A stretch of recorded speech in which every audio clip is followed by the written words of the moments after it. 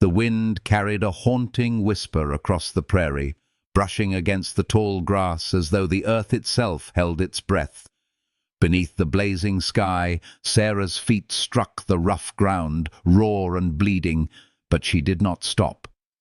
Each step tore at her skin, each gasp burned in her throat, and yet the only thing sharper than the pain was the terror clawing at her chest. She had left everything behind in Redemption Creek, her father's cabin, her mother's grave, the small town with its church bells that rang hollow hymns of obedience and silence. But nothing there had ever been safe. Not the preacher's sermons, not her father's hand heavy with whiskey and rage, not the blacksmith's promise to claim her as if she were nothing more than a horse to be traded.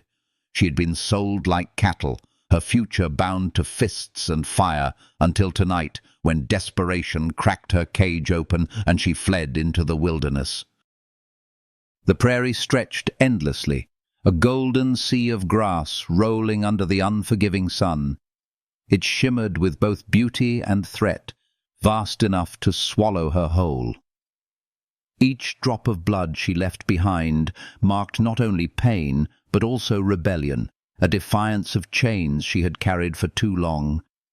She was terrified, but she was free, at least for this fleeting moment between one danger and the next. Hawks wheeled overhead, their shadows cutting across her path like omens. She thought of her mother's voice, soft with lullabies before the fever took her, telling stories of women who could fly on the wings of eagles, who could choose their path across the sky. That dream had seemed like a child's fancy. But now, as sweat dripped down her back and her heart thundered like hooves, Sarah clung to it as though it were her last thread of hope. The earth beneath her feet trembled faintly, and at first she thought it was her exhaustion pulling tricks on her senses. But then she heard it, hoofbeats, not behind her, but to the north, steady and unhurried, like the heartbeat of the land itself. Fear shot through her like lightning. If her father's men had found her already, she was finished. She stumbled, falling to her knees, hands scraping against sharp stalks of grass, her breath shattering into ragged fragments. She dared to lift her gaze, and there on the horizon a figure crested the hill. For a moment the world narrowed to that lone silhouette framed by the sun. Horse and rider moved as one, fluid and powerful, the kind of grace no settler from her town had ever possessed. The horse was a paint mare, her coat gleaming even in the heat, and upon her sat a man with long black hair flowing free in the wind, leather shirt decorated with intricate beads catching flashes of light. His shoulders were proud, his back straight, his very presence carrying a weight that stirred something deep in Sarah's chest, a mixture of dread and awe. She had grown up on stories whispered in town, tales of raids and cruelty, of women carried off screaming into the night, never to return. They had called the people who roamed these lands demons, savages without souls. And yet, as the rider drew nearer, Sarah did not run. Perhaps it was exhaustion pinning her to the earth. Perhaps it was instinct, telling her that whatever danger he carried in his bearing, it was not the same kind of danger that had awaited her back in Redemption Creek. He reined in a short distance away, studying her with eyes dark as river water at midnight. For one breathless instant, she expected his hand to reach for the rifle slung across his back. But instead, he lifted his palm slowly, open and outward, the universal gesture of peace. His voice, when it came, was deep, deliberate, carefully measured. "You are hurt." The English was softened by an accent, but clear enough. Sarah tried to answer, but her voice cracked, dry as dust. She swayed, the edges of her vision blurring into shadow. The rider dismounted in a single fluid motion. He was taller than she had imagined, lean but strong, every movement precise and deliberate, like a mountain cat descending from its perch. From his saddle he drew a water skin and approached her with caution, as one might approach a wounded deer. Sarah's hands trembled violently as he held the skin out. She grasped it and drank, water spilling down her chin, warm but blessedly wet. When she tried to gulp more, his hand gently pulled it back. "Slow," he cautioned, his voice calm, steady. "Too much will make you sick." Up close, his features sharpened into clarity. A scar traced from his brow into his hairline, not disfiguring, but marking him with history. His jaw was strong, his cheekbones sharp, his eyes unreadable, yet not cruel. For the first time in years, Sarah felt a man's gaze on her that was not greedy, not heavy with unspoken threats. Instead, it was steady, as though he were piecing together the story her torn dress and bloodied feet already told. "Please," she managed, her throat raw, words barely a whisper. "I can't go back. I can't." He studied her for a long moment, his expression shifting like clouds across the sky. Then, without a word, he crouched and began tending to her feet. He cleaned the wounds with water, his touch firm but careful, binding her with strips of soft leather. She flinched at first, the instinct to shrink from any touch ingrained too deeply, but slowly she let herself breathe into the gentleness. "My name is Joseph Running Elk," he said at last, his voice low. "My mother was white. She chose to stay with my father's people." He paused, tying the leather securely before lifting his eyes to hers. "What do they call you?" "Sarah," she whispered. "Sarah Whitman." He repeated it softly, testing the sound as though it were something fragile. Then he rose and extended his hand. "Dark comes soon. Coyotes hunt, men too. You come. I know a place." Her pulse stuttered. Every lesson drilled into her from childhood screamed inside her head, savage, heathen, dangerous. Yet those same voices had told her to obey, to marry, to endure. Those voices had led her into chains. And so, trembling, she placed her hand into his. His grip was firm but not possessive, steadying her as he helped her to her feet, wrapping a blanket around her shoulders before lifting her onto his horse.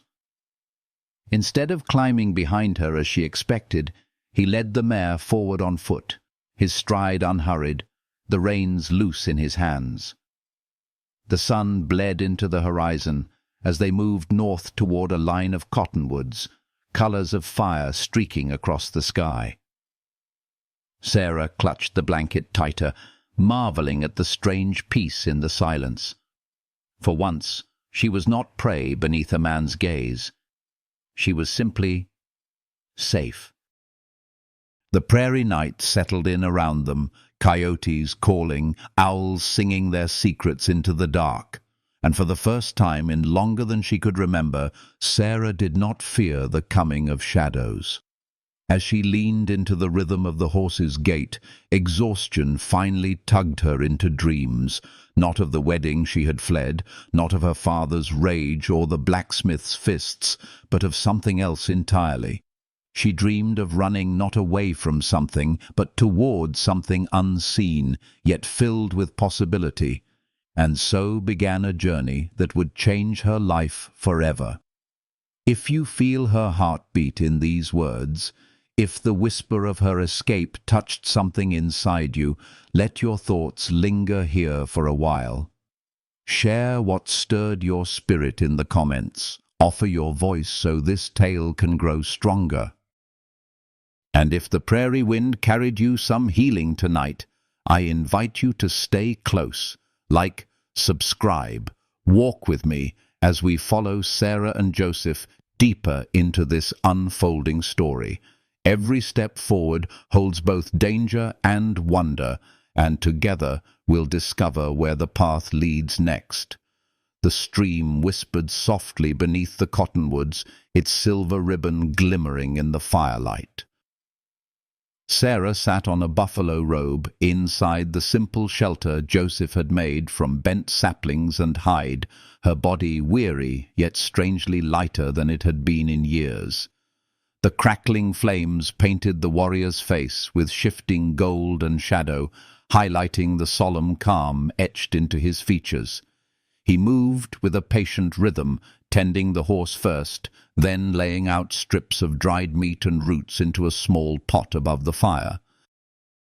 Every gesture was purposeful, never hurried, and for Sarah, who had known only men quick to strike or demand, this deliberate gentleness was something that healed in ways she did not yet have words for. She wrapped the blanket tighter around her shoulders. The prairie air was cooler now, brushing against her skin with a crisp touch, and for once the night did not press upon her with dread. Instead, it breathed with a kind of freedom she had never tasted. Joseph looked up from his work, his voice low and steady. "Eat, then sleep. Tomorrow we go to my people. The women will give you clothes, better for traveling." Fear flickered in her eyes. "Your people? Won't they?" She trailed off, unable to voice the tangle of warnings drilled into her since childhood. Joseph's expression softened. "My mother was white. Now she is Lakota. Blood is not the only bond. You will not be owned there. Lakota women choose their paths." His voice carried no boast, only quiet certainty. Sarah swallowed hard, her heart aching with a strange mixture of hope and disbelief. To choose her path, to not be owned. Such promises sounded like fantasies from her mother's bedtime tales. And yet the warmth of the stew, the steady fire, the watchful figure who asked nothing of her, made her wonder if such a world could truly exist. They ate together in silence, the simple meal warming her from within. For the first time in many moons, her body began to relax into sleep, without fear of waking to fists or commands. Joseph's voice was a low murmur as he gestured toward the darkness. "Sleep. I will keep watch." And so Sarah drifted into a healing rest, the prairie night singing around them.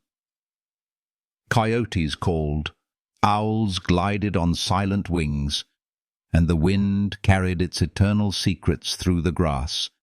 For the first time in memory, the sounds of the dark did not bring terror, but comfort. She dreamed not of the blacksmith's rough hands or her father's rage, but of something different. Running, yes, but not away.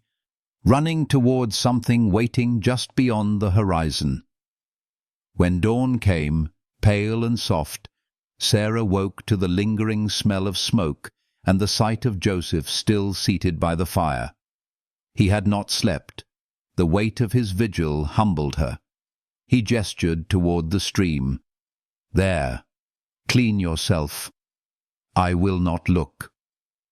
She tested her bandaged feet, tender but supported, and made her way to the water.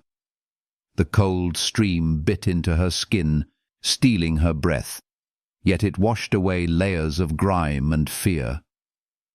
When she returned, Joseph had laid out a leather dress and moccasins, gifts from his sister. Sarah ran her fingers over the beadwork, struck by the care sewn into each stitch. She changed inside the shelter, the dress falling modestly, yet granting freedom of movement she had never known. Emerging, she felt transformed, not merely clothed, but seen. Joseph's gaze flickered with approval. Better. Together, they prepared to travel. He guided her onto the horse, then swung up behind her with careful distance, touching her waist only lightly to steady her. They rode northward into a land alive with hills and pine, the sky stretching vast above them. At times, he taught her as they travelled, how to read tracks, how to notice the whisper of broken twigs, how to respect the earth by taking only what was needed. His voice was patient, carrying the cadence of someone who understood that teaching was a gift, not a burden. Sarah listened hungrily. Each lesson felt like a seed of healing, undoing the lessons of ownership and silence forced upon her before. Where her father had barked commands, Joseph explained. Where others had ridiculed weakness, he encouraged. Slowly, her fear gave way to wonder. By the time the sun leaned low, shadows stretching across the land, they came upon a small valley. Joseph halted, his body instantly alert. "Smoke," he whispered. Not the scent of cooking, but something harsher. He led her to crouch beside him, peering over the ridge. Below lay the charred remains of a wagon, arrows jutting from the bodies of settlers. His face hardened. Crow war party. 6, maybe 7. 2 hours gone. Sarah's heart pounded, fear pressing in once more, but Joseph's calm presence steadied her. He led them carefully away, guiding their horse through hidden paths like a river finding its course. The danger was real, yet Sarah sensed he carried within him an unshakable compass, one that pointed always toward survival, toward protection. That night they rested in a shallow cave, the fire small but warm. Joseph told her softly of his past, of a wife lost to soldiers, of grief carried like a scar. His voice was steady, but his eyes carried shadows. Sarah, moved by his honesty, spoke of her own burdens, her father's cruelty, the cage of her town, the chains of fear. In the sharing of sorrow, something shifted between them, fragile but profound. When silence finally stretched comfortable and deep, Joseph's voice broke it with quiet assurance. "Live free. That is thanks enough." Sarah lay awake long after, listening to his soft chant in Lakota, a song that seemed to weave through the darkness like smoke, warding off nightmares. The sound was a balm, a healing she hadn't known her soul needed. In the days that followed, their rhythm grew, traveling, resting, learning.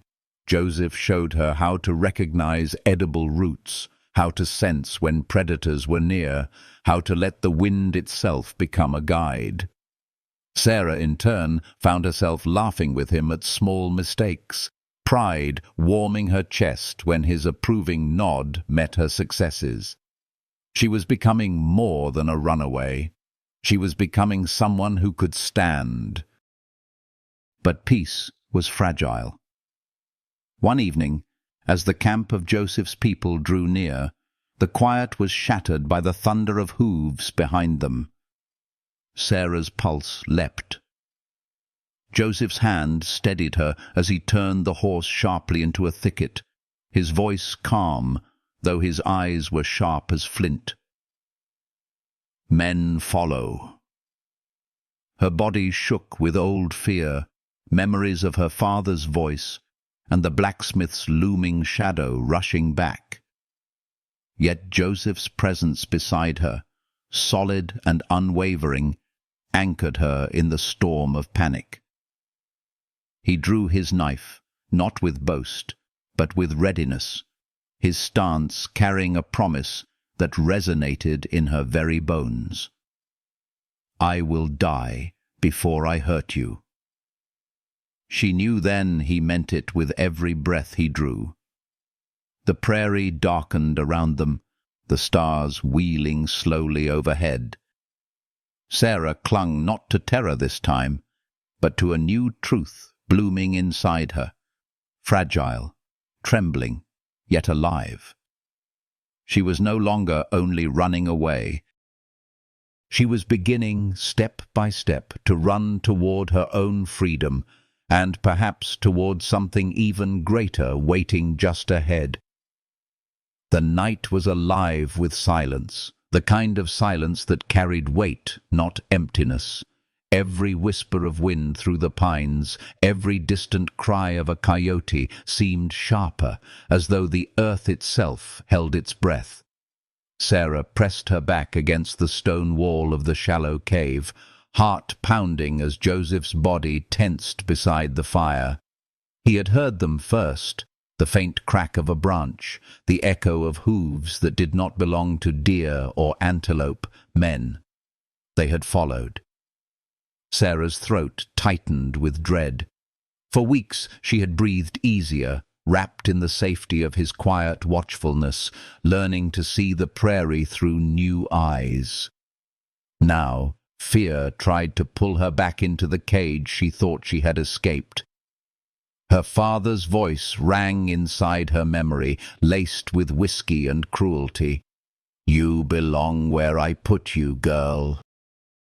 But Joseph's hand lifted in the darkness, steady, commanding her without words to remain still. In that simple gesture, fear loosened its grip. The fire crackled low. Joseph rose without sound, every line of his body alert, yet calm as a still lake. He moved toward the cave's mouth, knife glinting faintly in the dying light. Sarah wanted to protest, to cling, but something deeper urged her to trust. He had promised her once with words like iron. He would die before hurting her. Now she saw the truth in his stance. He would die before allowing harm near her at all. Time stretched, shadows shifted. At last, hoofbeats receded into the distance. Joseph returned, eyes scanning the dark. He knelt by the fire, his voice low but sure. "They pass east, soldiers or scouts, not safe to linger." Relief poured through her, but it mingled with something else, a dawning awareness of how fragile safety truly was. Sarah swallowed hard, her voice trembling. "They'll keep coming." "My father, he won't stop." Joseph looked at her then, the firelight catching in his dark eyes, steady as the earth beneath them. "Running cannot last forever. One day you must stand, but not alone." His gaze held hers until her breath steadied, until the storm inside her calmed. In that moment, she felt something bloom, a fragile healing, like green shoots breaking through hard soil. The next days blurred into rhythm again, but each step carried a new weight. Joseph taught her more with every mile, how to track deer by bent grass, how to listen for the silence of predators, how to read the clouds for storms. She stumbled, faltered, yet each mistake was met with patience, and each success, however small, brought the faintest curl of a smile to his lips. It was during one such lesson that Sarah's world shifted. They had paused by a swollen creek, the water rushing fast from recent rains. Joseph tested the current, then shook his head. "Too strong." "I carry you." Her body tensed at the words, old fear crashing back like a wave. But before she could protest, he stepped closer, his hands careful, his voice a soft command. "Breathe. I will not hurt you." And then she was lifted, one arm beneath her knees, the other supporting her back. His chest was solid, his heartbeat steady as the current that tugged at his legs. For a moment she went rigid, every memory of rough hands clawing at her. But Joseph's voice anchored her. Safe. Just one word, yet it sank into her bones. Halfway across, his foot slipped on a hidden stone. Instinct pulled her tighter against him, and she felt his strength steady them both. His arms were a shield, not a chain. When he set her gently on the far bank, she almost did not want to let go. "Thank you," she whispered, the words carrying far more than gratitude. Something flickered in his eyes, unspoken yet undeniable. He turned away, but Sarah felt the warmth linger like the fire's glow. That night, as stars wheeled above, she lay awake with her thoughts. For so long she had believed touch could only wound, that closeness could only cage. Now, for the first time, she wondered if it could also heal. She dreamed of wings. Not the desperate flapping of a trapped bird, but the wide, fearless flight of an eagle, soaring above chains and cages. And when dawn painted the horizon in gold, she woke with the echo of that dream alive in her chest. The prairie stretched before them, vast and merciless, yet no longer empty. It held danger, yes, but also possibility. With every lesson Joseph shared, with every steady glance that asked for nothing but trust, Sarah felt herself changing. Not into someone new, but into the self she had always been beneath the fear. And deep within, she knew this was only the beginning, that the true test was still ahead, when shadows from her past would rise again. Yet now, she was no longer running only from. She was beginning to run toward. The horizon shimmered, and Sarah gripped the blanket tighter around her shoulders, her heart steady for the first time in years. Whatever lay ahead, she would meet it not as prey, but as someone learning to stand, someone learning to fly. If these moments stirred something gentle in you, let it linger, like the warmth of a fire carried in your chest. Share your thoughts below. Leave your words as companions to this journey. And if Sarah's fragile healing touched your spirit, stay close. Like, subscribe, walk further into this story with me. The path grows brighter with each step we take together. The dogs barked first, their voices sharp against the dawn, not the playful sound of greeting, but the warning cry reserved for strangers. Sarah froze where she knelt beside Morning Star, her hands still dusted with flour from the morning meal. In the space of a heartbeat, Joseph was at her side, silent as a shadow, his hand resting on the hilt of his knife, his body coiled with a readiness that made her breath catch. The camp stirred all at once, warriors moving with practiced grace toward the edge where the cottonwoods opened to prairie.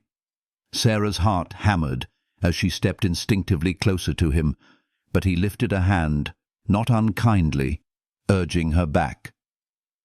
"Stay close to the teepee," he murmured, his eyes never leaving the horizon.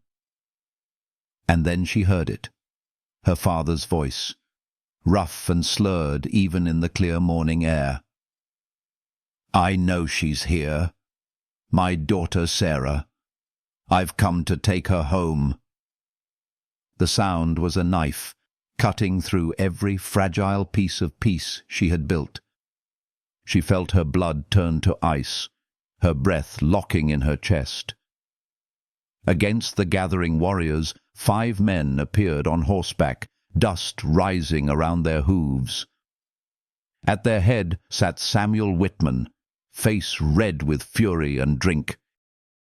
Beside him loomed Thomas Brennan, the blacksmith she had once been promised to, his fists as hard as iron, his eyes gleaming with hunger. Behind them 3 more townsmen rode, rifles gleaming in the morning sun. Chief Stonehand emerged with dignified calm, Joseph translating at his side. The chief's words were measured, but Samuel spat tobacco into the dirt at his feet. "We've come for stolen property," he sneered, pointing straight at Sarah. "That woman is my daughter." Something inside her snapped.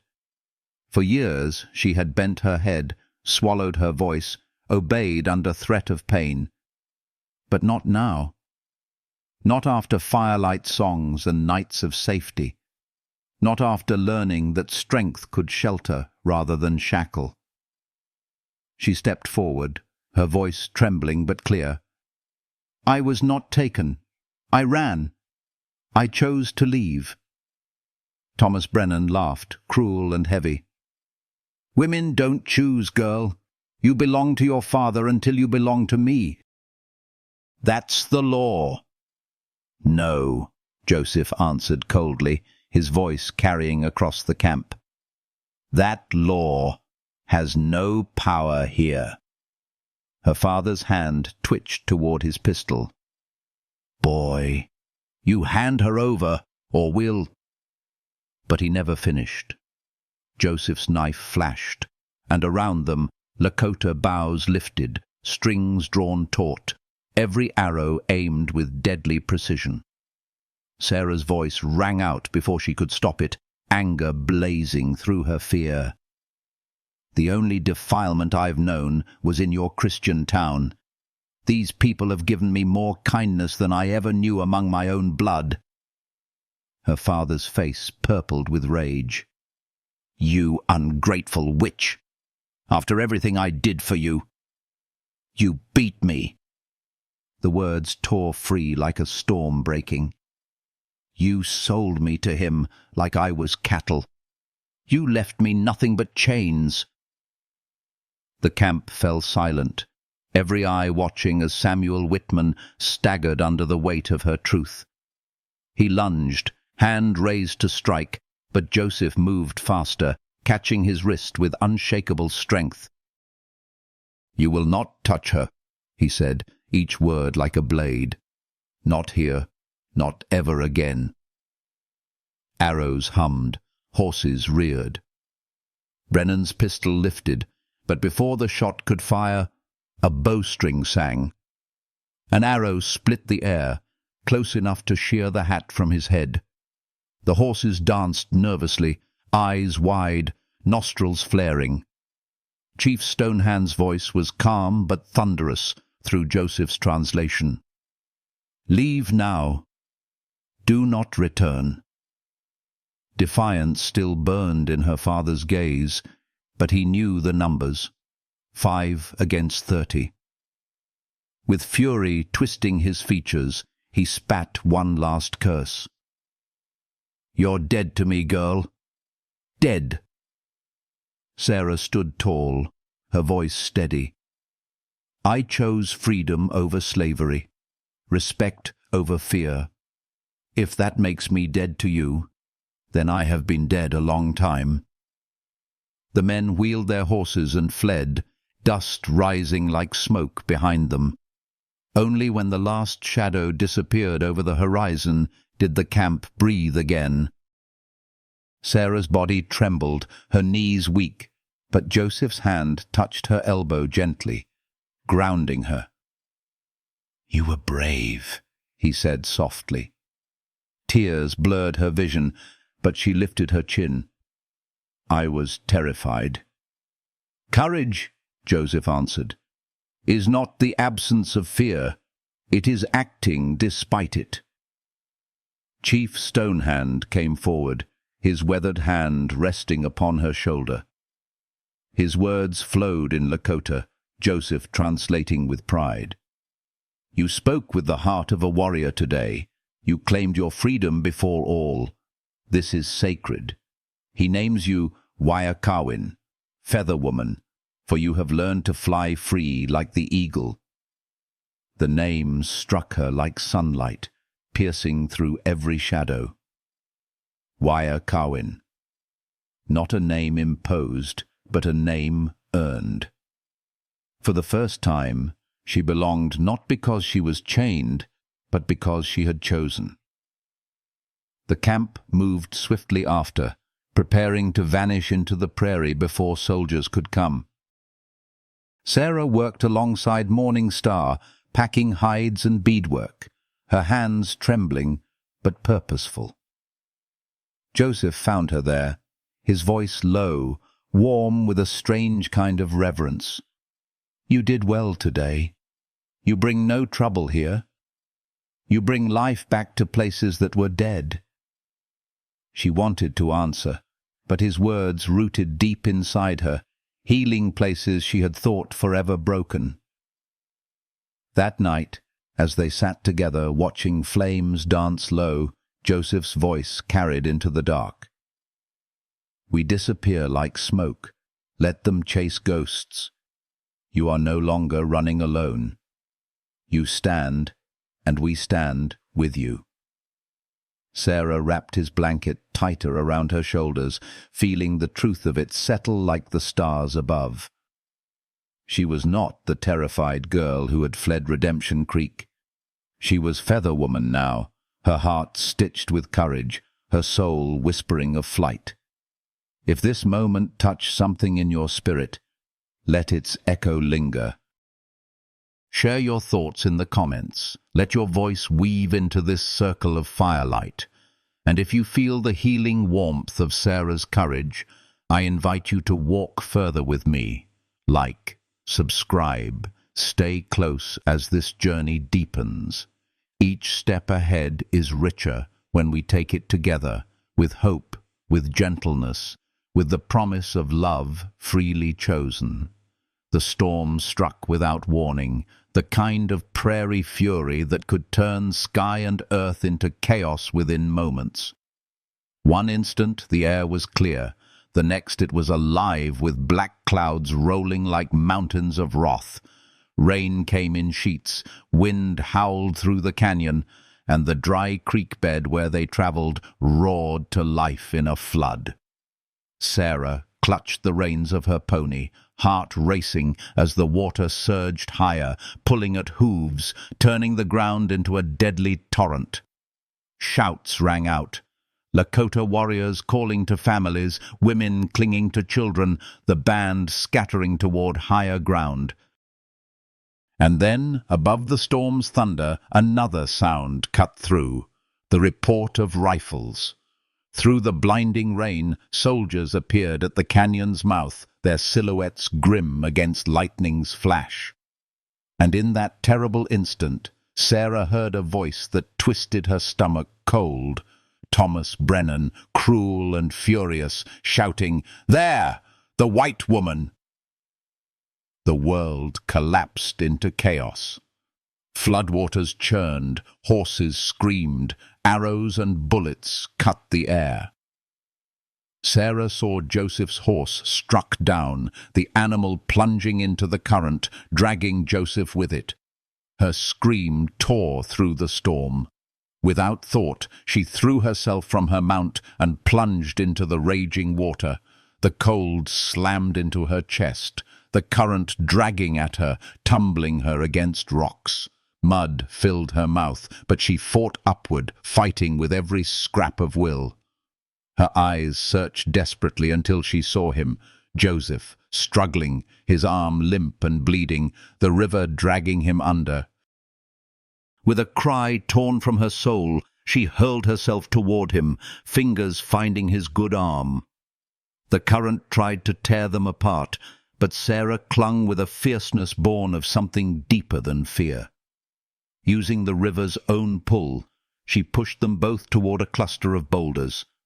They heaved themselves onto the rocks, gasping, rain blinding them, thunder shaking the earth. "You're hurt," Sarah cried, seeing blood stream from his arm. "Bullet," Joseph gritted, scanning the canyon wall. "Not deep. We climb." The slope before them looked impossible, slick with rain and mud, but they had no choice. Behind them, water rose, swallowing wagons, tearing away supplies. The shouts of soldiers and Lakota blurred into the storm's fury. Joseph pointed upward. "Deer trail, come." They began to climb, Sarah pushing herself beyond exhaustion, Joseph guiding with his uninjured arm, their breaths ragged. Halfway up, a figure appeared above them, Thomas Brennan, face twisted with rage, rifle aimed down, his voice cracked with triumph. "Gotcha now, girl!" Time slowed. Joseph shifted to shield her, but his wounded arm faltered. Sarah's gaze locked on the black maw of the rifle, her pulse pounding like war drums. Then her hand closed around a loose stone. Without thinking, she hurled it. The rock struck Thomas's temple with a sickening thud. He staggered, the rifle shot going wide, then his foot slipped on the wet stone. With a scream, he tumbled backward into the raging flood below, swallowed by the roaring water. Sarah stared, her body shaking, unable to believe what she had done. Joseph's good hand found her shoulder, steady and warm, even through the storm. "You saved us," he said simply. They dragged themselves higher until they found a shallow cave, just large enough to shield them from the rain.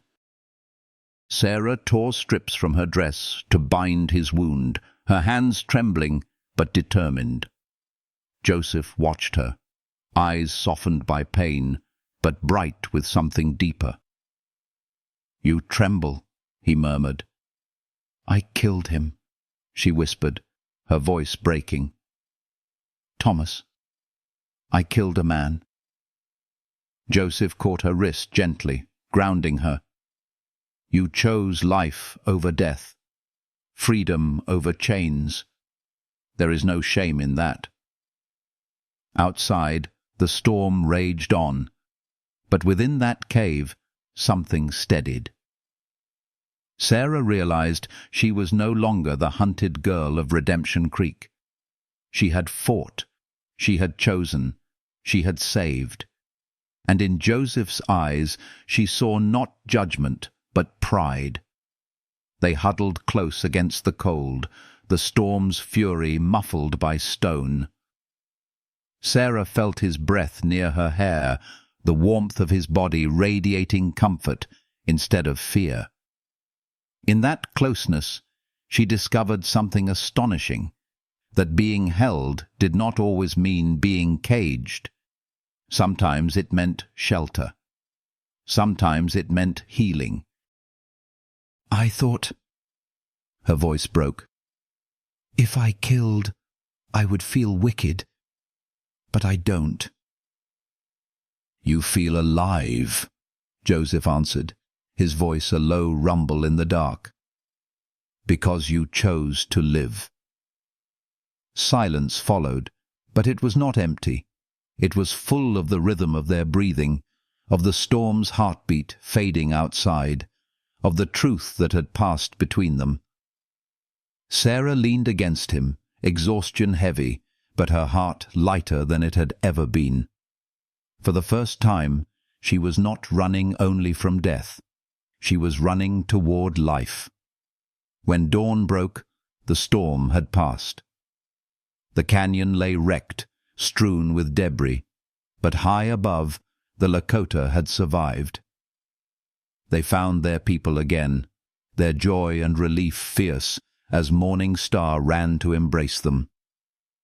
Word spread quickly of what Sarah had done, how she had pulled Joseph from the flood, how she had struck down the blacksmith. And in the eyes that looked at her, she was no longer merely the white woman learning their ways. She was Feather Woman, who had proven her courage in water and fire. That night, As Joseph's wound was stitched, Sarah held his hand steady, her touch unwavering. When the pain made him grimace, she whispered softly, "No cage. Not for either of us. Only chosen bonds."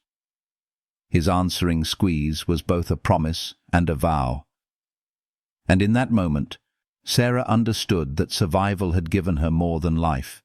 It had given her the chance to shape a new world, one built on choice, trust, and love, freely given. If these words carried you into the storm and through the healing calm, let their echo rest inside you. Share what stirred your heart in the comments. Let your voice join this journey. And if Sarah's courage and Joseph's quiet strength brought you even a spark of comfort, stay with me. Like, subscribe, walk further as we follow their path. Each step ahead carries more than danger. It carries the promise of healing, of freedom, of love that lifts us like wings.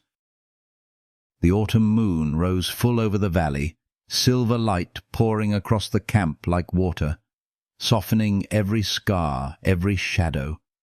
Sarah sat beside Morning Star, her hands busy with beadwork, the rhythm of thread and needle grounding her heart. Around them, fires flickered, children laughed, warriors sang in low voices. For the first time since she could remember, night was no longer her enemy. It was a blanket, wrapping her in the warmth of belonging. She glanced across the camp. Joseph knelt among the younger boys, showing them how to notch arrows, his deep voice steady, his movements patient. The firelight played against his features, catching the line of his jaw, the quiet strength in his eyes. Every so often, as if by some invisible tether, his gaze drifted toward her. Sarah dropped her eyes quickly, heat rising in her cheeks, but a new truth stirred inside her. She no longer looked away out of fear. Life among the Lakota unfolded with its own rhythm, a harmony of work and play, of learning and sharing. Sarah's days began with the women, scraping hides, gathering roots, sewing moccasins. Her clumsy hands often drew laughter, but Morning Star's laughter was never cruel.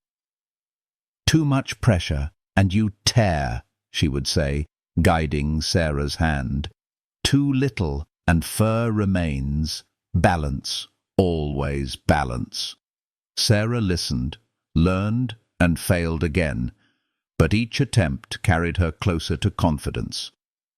In the afternoons, Joseph sought her out. "Today we track," he would say, or, "Come, I show you which berries heal and which bring sickness." His lessons were never loud, never hurried.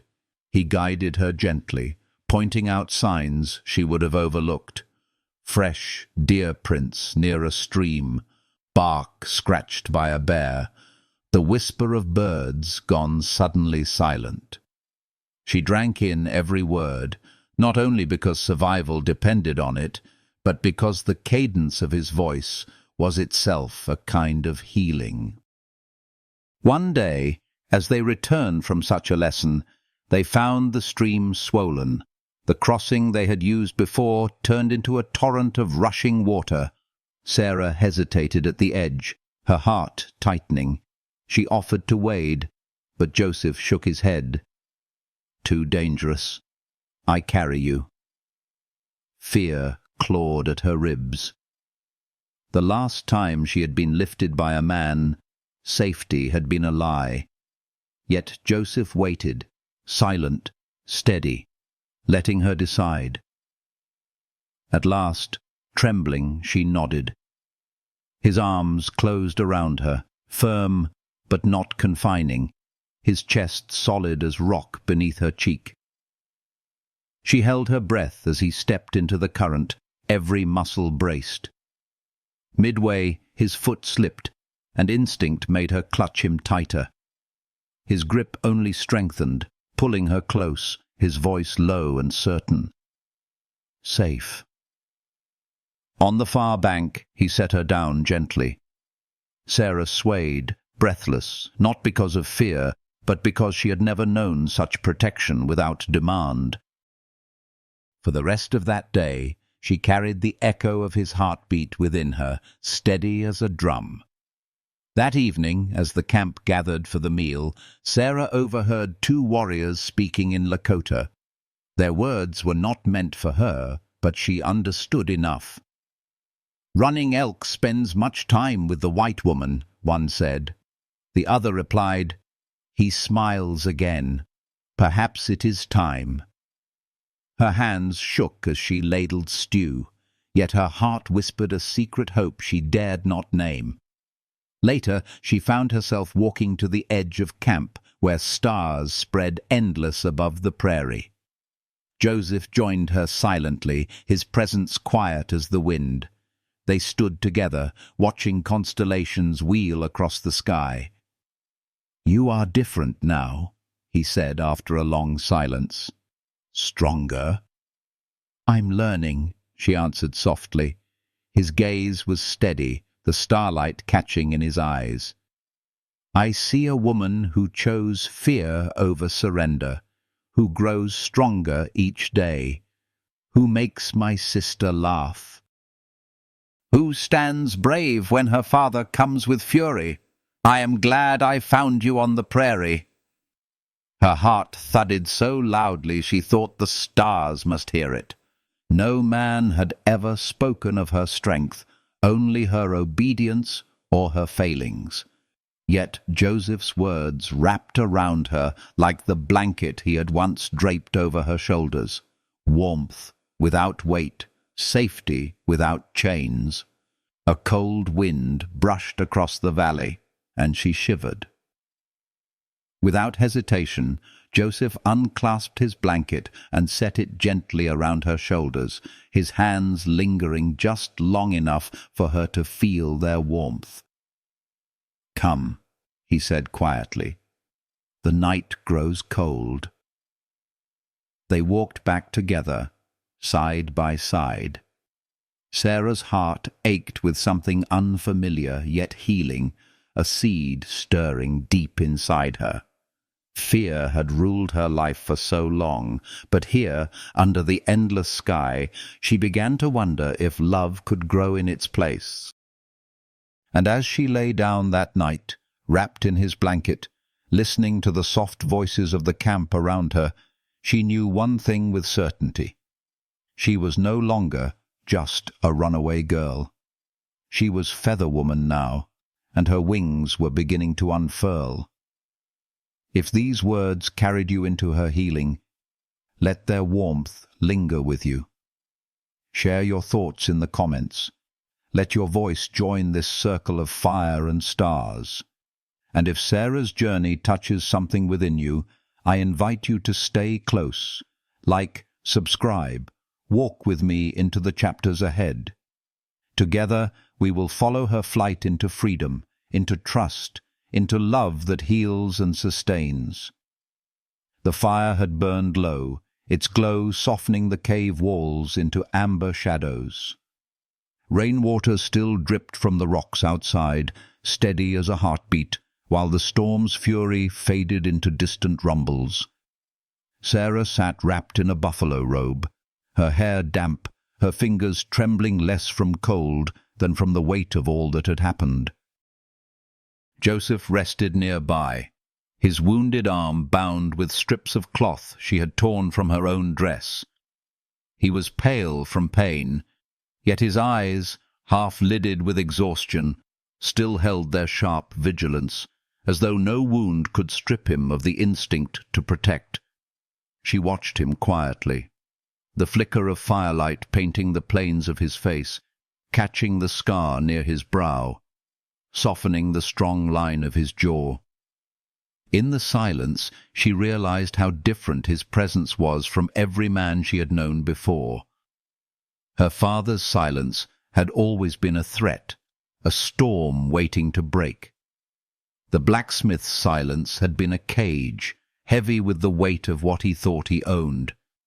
But Joseph's silence was something else entirely. It was space, open and steady, a silence that allowed her to breathe.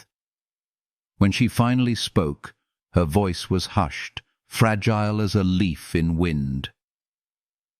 I thought killing him would destroy me. But it didn't. I thought I would feel damned. Instead, I only feel alive.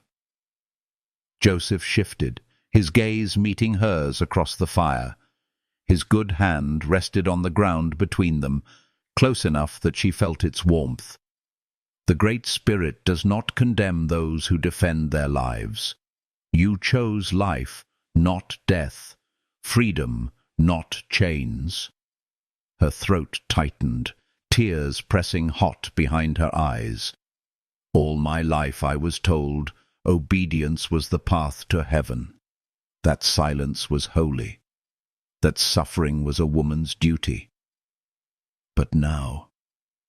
She broke off, struggling for breath.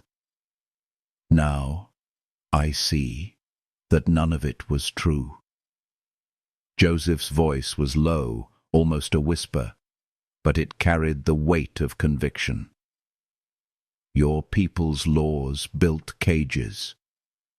My people teach that a woman is her own. Her voice is power, her body sacred. Her path, hers to choose. Sarah drew the robe closer, her heart beating like wings against her ribs. My mother never told me that. She only said to endure, that it would hurt, but it was a wife's obligation. Joseph's gaze softened, sorrow flickering across his features. Your mother lived in chains. She taught you survival in that cage. She could not teach you freedom. He leaned slightly closer, his voice steady and warm. But freedom is yours now. No man will ever take your choice from you again. Not while I draw breath. The words sank into her, like healing rain into parched soil. She trembled, but it was no longer only from fear. For the first time, she dared to wonder what it would mean to want something for herself. Not survival, not escape, but joy. Her eyes lingered on him, on the strength of his shoulders, the gentleness of his gaze. Desire stirred inside her, tangled with fear, unfamiliar and yet alive. She lowered her eyes quickly, ashamed of the heat rising in her cheeks. Sometimes, she whispered, when you steady me crossing a stream, or help me from your horse, I feel something. And then fear comes, because I was taught those feelings lead only to pain. Joseph was silent for a moment, and she feared she had said too much. Then his voice came, low and sure. Fear is the enemy of joy. It closes what should be open, hardens what should be soft. Desire is not sin. It is as natural as hunger, as thirst, but only when it is chosen, never forced. Sarah dared to meet his gaze again. His eyes held no hunger, no claim, only truth. And in that truth, she felt her fear loosen, like a knot slowly unwinding. She leaned back against the cave wall, the robe slipping slightly from her shoulder. She did not move to cover it, though her heart raced. Joseph's gaze flickered there, then returned to her face, his discipline unwavering. The restraint in his eyes touched her more deeply than any caress could have. I used to think, she said softly, that I was broken. That no man could ever touch me without shattering me further. You were never broken, Joseph answered firmly, only caged, and cages, no matter how strong, cannot hold forever. The words washed over her like balm. She felt something stir inside her chest, fragile but undeniable, the first tender roots of healing. For the first time, she believed she could be more than the girl who had fled Redemption Creek, more than the daughter silenced and sold. She could become Feather Woman in truth, learning not only to stand, but to soar. The fire crackled low, sending sparks spiraling upward. Sarah's eyes grew heavy, her body weary, but she resisted sleep. She wanted to hold on to this moment, to the safety and warmth of his presence, to the fragile new truth blooming inside her. Joseph shifted closer, laying another log on the fire. His good hand brushed against hers, not by accident, but not by demand either. A simple touch, offered like a question. Sarah did not pull away. Instead, she let her fingers linger, trembling, but steadying with the rhythm of his. In that quiet cave, with the storm's echo fading beyond the walls, Sarah discovered something she had never known before, that love could begin not with possession, but with patience, not with chains, but with freedom, not with fear, but with the healing promise of choice.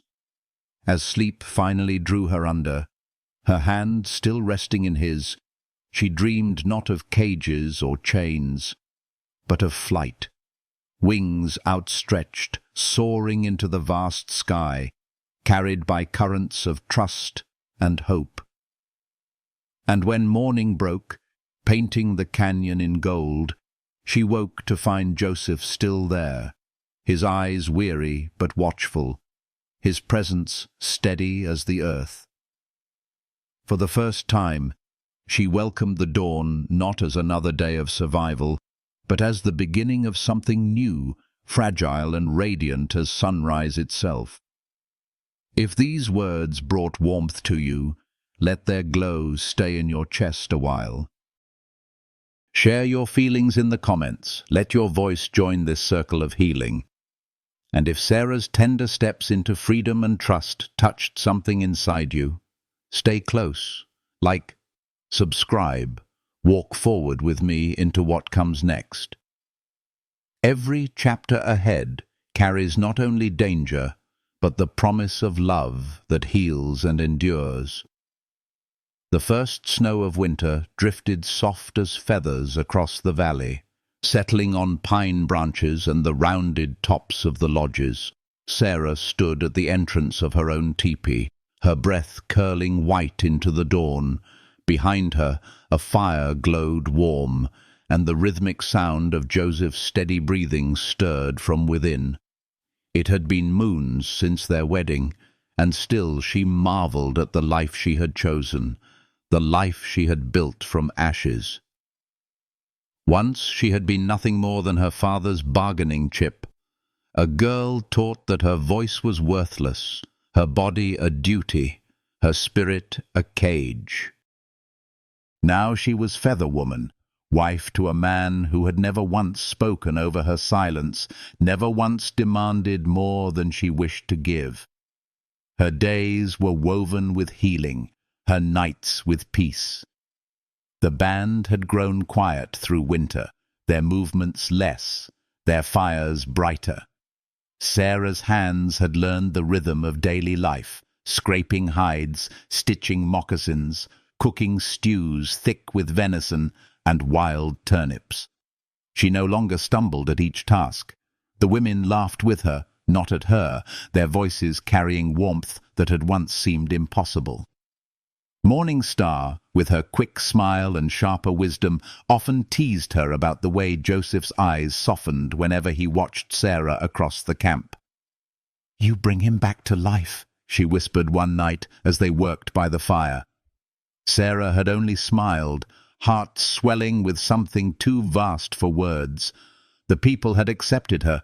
She was no longer the frightened white woman clinging to survival. She had been named, claimed not by chains, but by choice, and each day she grew deeper into that identity. Feather Woman. It echoed inside her as she rose before dawn to fetch water, as she carried wood, as she laughed with the children. She had found what she never believed could exist. Family born not of blood, but of respect, of loyalty, of love. Yet shadows still lingered at the edge of her joy. Soldiers still roamed, the memory of her father's curse still haunted her dreams. Some nights she woke sweating, hearing his voice as though carried by the wind. "You're dead to me, girl." She would lie trembling until Joseph's arm found her, his warmth surrounding her, his breath steady against her hair. He never asked about the nightmares, never demanded explanation. His presence alone was healing, his silence a balm that reminded her she was no longer alone in the dark. One night, when the moon was new and the camp slept, Sarah and Joseph walked beyond the lodges to the rise above the stream. Snow lay untouched there, glittering under the starlight.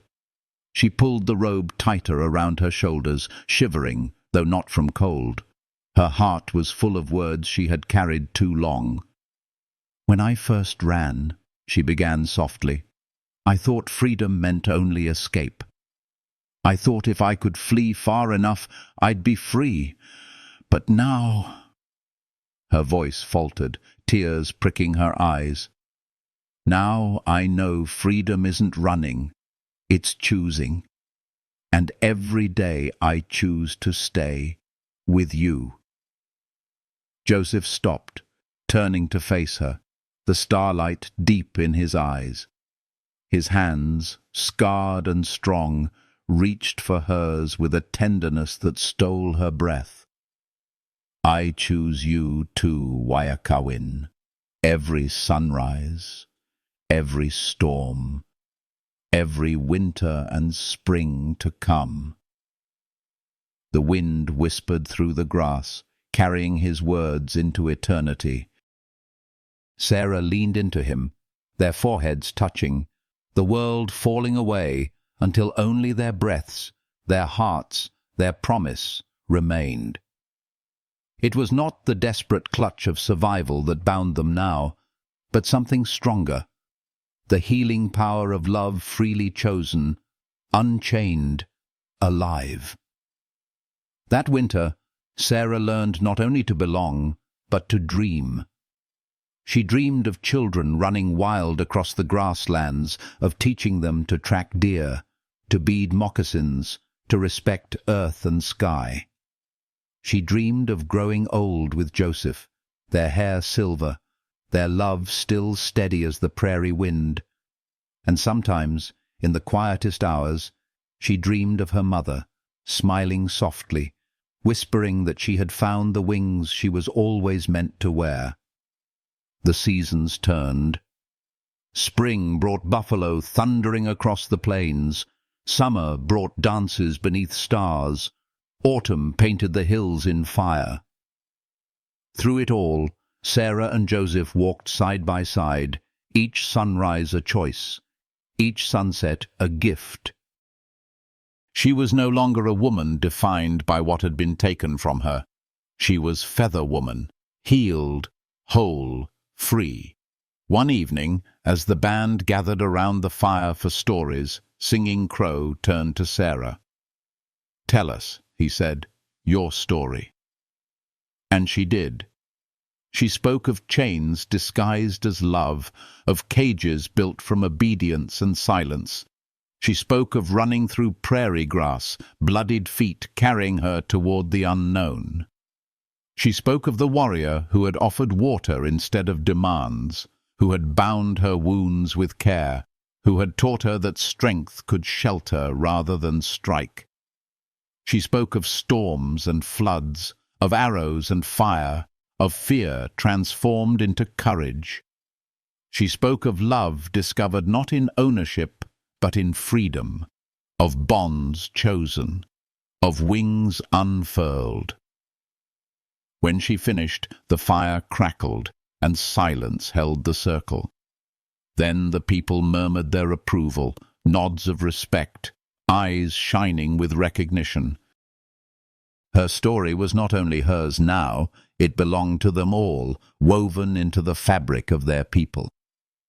Later, in the quiet of their lodge, Joseph held her close, his breath warm against her temple.